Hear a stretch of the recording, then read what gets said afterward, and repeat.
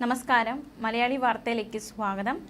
കേന്ദ്ര കാലാവസ്ഥാ വകുപ്പ് മഴ മുന്നറിയിപ്പിൽ മാറ്റങ്ങൾ വരുത്തിയിരിക്കുകയാണ്. എന്തൊക്കെയാണ് മഴ മുന്നറിയിപ്പിൽ വന്നിട്ടുള്ള മാറ്റങ്ങൾ, ഏതൊക്കെ ജില്ലകൾക്ക് അലേർട്ട് ഉണ്ട് എന്നത് വിശദമായി നോക്കാം. കേന്ദ്ര കാലാവസ്ഥാ വകുപ്പിന്റെ അടുത്ത 5 ദിവസത്തേക്കുള്ള മഴ സാധ്യതാ പ്രവചനം. വിവിധ ജില്ലകളിൽ കേന്ദ്ര കാലാവസ്ഥാ വകുപ്പ് ഓറഞ്ച്, മഞ്ഞ അലേർട്ടുകൾ പ്രഖ്യാപിച്ചിരിക്കുകയാണ്.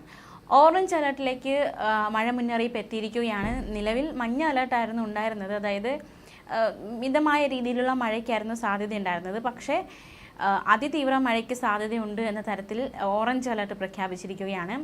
21-ാം തീയതിയും 22-ാം തീയതിയും 23-ാം തീയതിയും ഓറഞ്ച് അലർട്ടുണ്ട്. ഏതൊക്കെ ജില്ലകളിലാണ് എന്ന് നോക്കാം. 21-ാം തീയതി മലപ്പുറം, കോഴിക്കോട്, കണ്ണൂർ ജില്ലകളിൽ ഓറഞ്ച് അലർട്ടാണ്. 22-ാം തീയതി മലപ്പുറം, കോഴിക്കോട്, വയനാട്, കണ്ണൂർ, കാസർഗോഡ് ജില്ലകളിൽ ഓറഞ്ച് അലർട്ടാണ്. 23-ാം തീയതി പാലക്കാട്, മലപ്പുറം, കോഴിക്കോട്, വയനാട്, കണ്ണൂർ, കാസർഗോഡ് ജില്ലകളിൽ കേന്ദ്ര കാലാവസ്ഥാ വകുപ്പ് ഓറഞ്ച് അലർട്ട് പ്രഖ്യാപിച്ചിരിക്കുകയാണ്. ഒറ്റപ്പെട്ട ഇടങ്ങളിൽ അതിശക്തമായ മഴയ്ക്കുള്ള സാധ്യതയാണ് ഓറഞ്ച് അലർട്ടിലൂടെ പ്രവചിച്ചിരിക്കുന്നത്.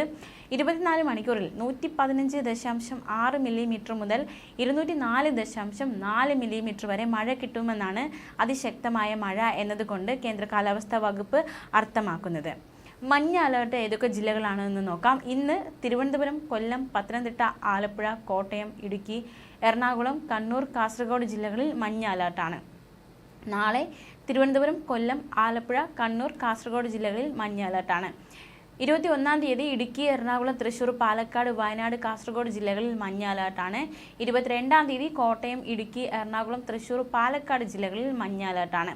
23-ാം തീയതി പത്തനംതിട്ട, ആലപ്പുഴ, കോട്ടയം, ഇടുക്കി, എറണാകുളം, തൃശൂർ എന്നീ ജില്ലകളിൽ കേന്ദ്ര കാലാവസ്ഥാ വകുപ്പ് മഞ്ഞ അലേർട്ട് പ്രഖ്യാപിച്ചിരിക്കുകയാണ്. ഒറ്റപ്പെട്ട ശക്തമായ മഴയ്ക്കുള്ള സാധ്യതയാണ് മഞ്ഞ അലേർട്ടിലൂടെ പ്രവചിക്കപ്പെട്ടിരിക്കുന്നത്. 24 മണിക്കൂറിൽ 64.5 മില്ലിമീറ്റർ മുതൽ 115.5 മില്ലിമീറ്റർ വരെ മഴ കിട്ടും. ഈ സാഹചര്യത്തെയാണ് ശക്തമായ മഴ എന്നതുകൊണ്ട് കേന്ദ്ര കാലാവസ്ഥാ വകുപ്പ് അർത്ഥമാക്കുന്നത്. ഇടിമിന്നലോട് കൂടിയ മഴയാണ് പ്രതീക്ഷിക്കുന്നത്. വേനൽ മഴയോടൊപ്പം വരുന്ന ഇടിമിന്നലുകൾ അത് വളരെ അപകടകാരികളാണ്. പൊതുജനങ്ങൾക്കുള്ള പ്രത്യേക നിർദ്ദേശങ്ങളും കൂടി പുറപ്പെടുവിച്ചിട്ടുണ്ട്. വിവിധ തീരങ്ങളിൽ കടലാക്രമണം ശക്തമാകാൻ സാധ്യതയുണ്ട്. അപകട മേഖലകളിൽ താമസിക്കുന്നവർ ജാഗ്രത പാലിക്കണം. ആവശ്യമായ ഘട്ടത്തിൽ മാറി താമസിക്കണം. മത്സ്യബന്ധനോപാധികൾ സുരക്ഷിതമാക്കി വെക്കണം.